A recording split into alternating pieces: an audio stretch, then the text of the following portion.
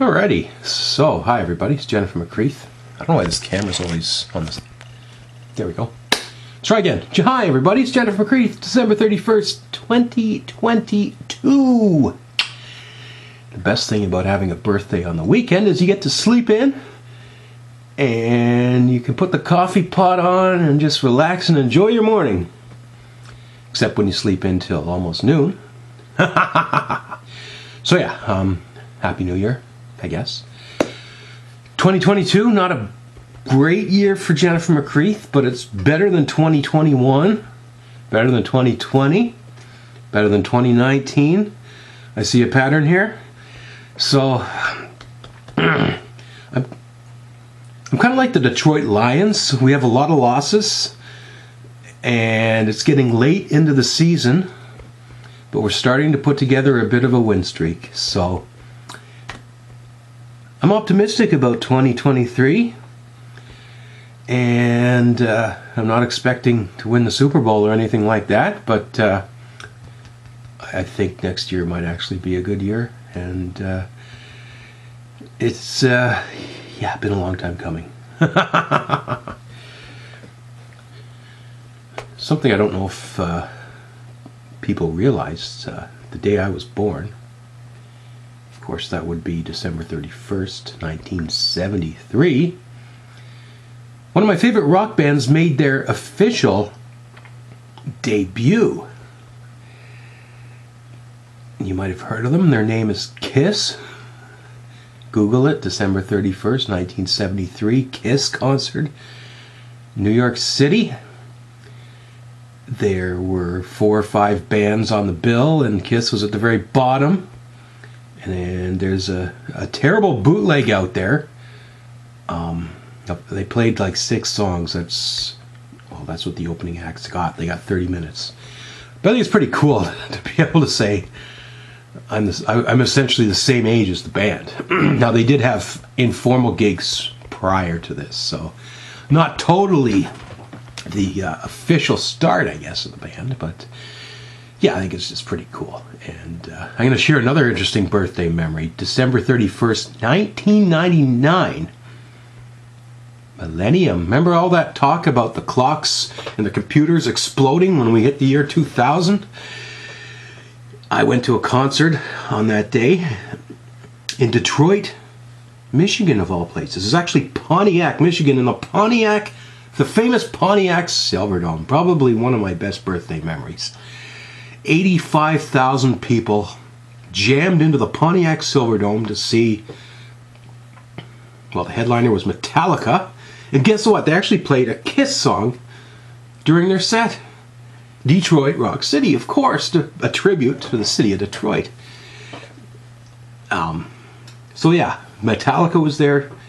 3 other bands on the bill, opening acts, Ted Nugent, Kid Rock, and Sevendust. One of the few Millennium New Year's Eve gigs that sold tickets well. A lot of people were too afraid to go to concerts because they're worried about things, I don't know, this Y2K thing. And I gotta give credit to Chris Jericho. He invented the Y2J gimmick, and you had the big countdown thing going and the mysteries. Every now and then on the wrestling show, there'd be this screen with a countdown, and it's like, what's going on? What's this all about? And finally, the countdown went live. 10, 9, 8, 7, 6, 5, 4, 3, 2, 1, boom. And of course, Chris Jericho came out and interrupted The Rock. And probably the most memorable debut of any wrestler ever. Or as Chris Jericho would say, ever. Chris Jericho still wrestling. The guy's older than I am. He's like 53, I don't know. Very fun. December 31st, 99. The Eagles played the brand new Staples Center and charged a shitload of money for tickets, and it did not sell out. How about that? I believe Prince played Minnesota, his home. Celine Dion played Montreal. Kiss actually played Vancouver, Canada. I'm trying to remember. It's like, all these concerts, which ones do we go to? Well, I lived in Toronto, and there was no was any concerts in Toronto that night. There might have been, but none that I wanted to see. I was actually dating someone, a lovely lady, who was a Metallica fan as well. So we're like, why don't we go to Detroit for New Year's? So we did. Oh my goodness. New Year's Eve, what else can we think of? Good memories. Well, 1975, I don't remember that New Year's, but one of the most famous hockey games ever played between the Montreal Canadiens and the infamous Red Army.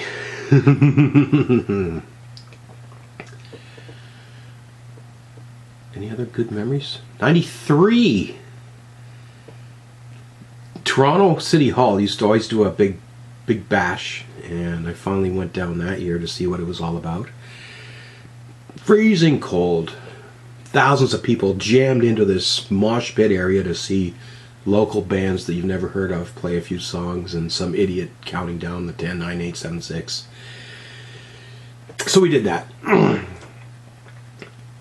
Birthday parties growing up as a little kid. Yeah, there would always be a cake and pin the tail on the donkey and all that sort of stuff. Not a lot of memories about opening presents. Having your birthday so close to Christmas is kind of strange. Of course, growing up as a product of divorced parents, I would alternate Christmases with Mom and Dad, and Mom was in Toronto, Dad was in Nova Scotia, so every other year there would be Christmas and birthday at Dad's. And in rural Nova Scotia, I remember putting on the skates and going skating on the ponds in South Shore, Nova Scotia. The Hubbard's Queensland area, there's a couple little ponds that would freeze over, and putting on the skates and finding hockey sticks. That actually inspired me to pond skate here in Newfoundland the first year I moved here. But yeah, I don't know what else to say. In more recent times, my birthdays have been low-key. Probably me sitting at home here in Newfoundland where I have no family and just watching the ball games. I'm glad that my birthday is on a Saturday so I can sleep in, as I mentioned. College football playoff games today. I'm going to be watching those for sure.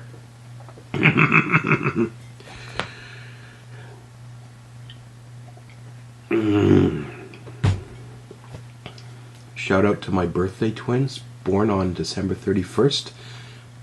A Facebook friend named Megan.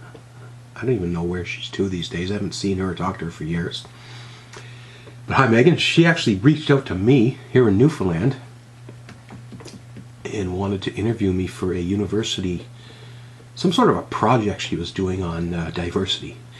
And I was really, really impressed with the fact that someone was keen on doing something like that. A couple of well-known musicians born today. Tom Hamilton, bass player for Aerosmith, one of my favorite bands out there. Happy birthday, Tom.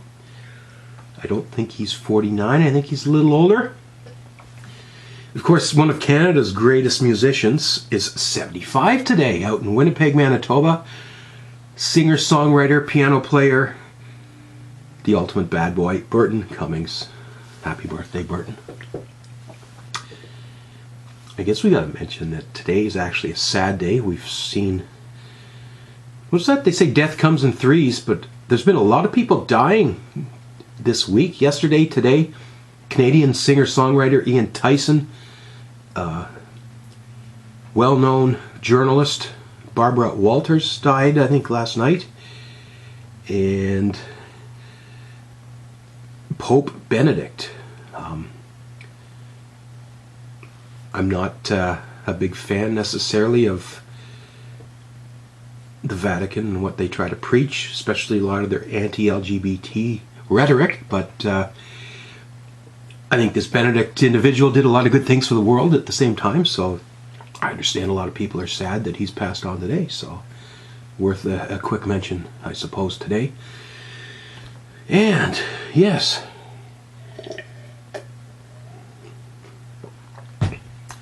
49. 50 kind of seems old, doesn't it? Well, there's a lot of things I wanted to have done by the time I turned 50. And there's a few things on that list that we checked off. There's quite a few things we didn't. So we're going to see if we can check a few more of those things off. Ultimately, my first goal is to hopefully get my knee fixed. We all know about my knee injury. Saw a specialist 2 weeks ago. He's like, something wrong with your knee. That's obvious. Soft tissue damage. Not really sure what it is. We're going to send you for an MRI. So hurry up, MRI clinic. Get that thing booked and give me a call so I can come in and get my knee scanned. And we can actually see what's going on in there. If we have to have knee surgery, so be it. But I can barely move. I can barely walk. And that has not been fun either. Oh my goodness. I guess we'll turn the camera off because, yeah, we got to make some breakfast and get caught up on the news of the day. And had a chat with my mom. She's up in Ottawa now. She's had some challenges mentally and physically. And but she's in good spirits, and that's good news. Dad always calls at the exact moment of time that I was born, which is, I think it was 1:42, or was it 2:42 p.m. Nova Scotia time. My mom actually, it's a funny story. First baby, so the labor was like 18 hours. So December 30th, they went into the hospital, and I guess she was awake all night and awake all morning. Finally, the baby came out in the early afternoon, and they got to claim me. I don't know what sort of tax credit you get for having a baby, but for the sake of one day, I counted for 1973, so they were very happy to see me on 73 instead of January 1st, 74. So I guess I ruined their New Year's plans. Well, maybe not. I don't know. My, oh my. Yeah. I'm alive and surviving. And as a trans person at 49, I know there's a lot of trans people that don't make it this far. Depression and can be a real problem in the trans community. Overall mental illness and things like that. There's a lot of trans people that are even way worse off than I am. People are either homeless or involved in drugs. And sadly, suicide is an issue for trans people. And I've worked very hard for 15 years to try to make this world a better place for trans people. And I mentioned in some other videos lately that it seems the work I've done is being snuffed out by other activists here locally in Newfoundland. I think that's a shame. You may not like me, you may not agree with some of my politics, but the work that was done was so important, and to be pretending like it didn't happen is, it's like shooting ourselves in the foot. I want to get back into this stuff, activism, and if it's not going to work here, we're going to do it somewhere else. Even if I stay living here in Newfoundland, I'm going to find other places where my talents and experiences are wanted and welcome, because it's been a rough year for the trans community. We've been pushed aside and forgotten about. There are other minority groups who have had a lot more news, a lot more mainstream attention. And I get it. We're all struggling. We're all trying to make life better. But when we're not trendy anymore, people don't want to help us. It's like we had our 15 minutes of fame. Heck, I was part of that. I had Trans Day of Visibilities and Trans Day of Remembrance events. I had trans flag raisings. I had important people. I had politicians open to the idea of coming to their town to do an event, raise education and awareness about this. Now it's gone quiet. People don't seem to want me to do it here in Newfoundland, but I don't see them doing it either. So that's part of my goal, is to do a little bit more work, because we're still struggling, including myself. I am still grossly underemployed, and it's shocking.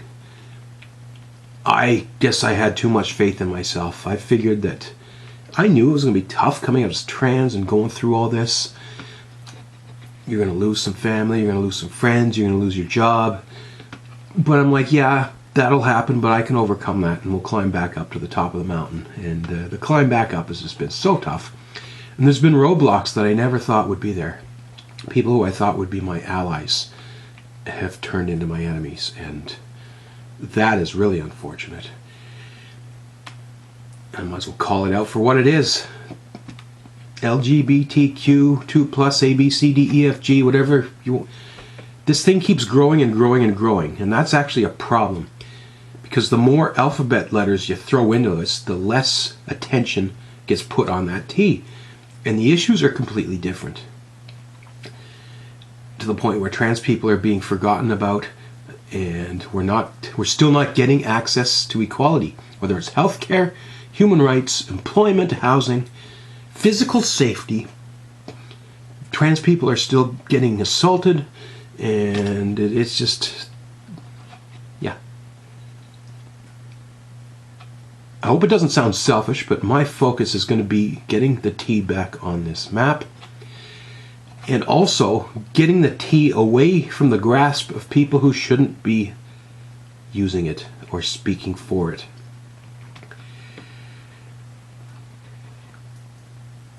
And specifically, I'm talking about, I guess, the political divide. There's a large vocal camp of LGBT activists who are far left. And if you're not far left with them, then they consider you an enemy. Well, guess what? Not true. There's a lot of trans people who are not far left. And I would be one of those who is not far left. And we're coming. We're standing up for ourselves. And if we have to push you out of the way to get what we need done, we're going to do that. Because I still need the health care. I still need the job. I still need the equality. As do many others. I'm sick and tired of it. The future is now.